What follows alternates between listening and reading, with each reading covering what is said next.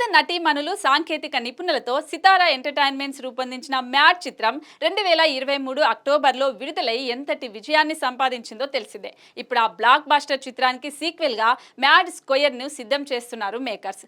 Mad తో రచయిత దర్శకుడిగా పరిచయమైన కళ్యాణ్ శంకర్ టిల్లు స్క్వేర్ కి రచయితలలో ఒకరిగా పనిచేశారు. ఇప్పుడు ఆయన మ్యాడ్ కి సీక్వెల్ గా రూపొందుతున్న మ్యాడ్ స్క్వేర్ తో మరోమారు అలరించనున్నారు. మ్యాడ్ సినిమాలో నటించిన నార్నే నితిన్, సంగీత్ శోభన్, రామ్ నితిన్లు ఈ సినిమాలో తిరిగి నటించనున్నారు.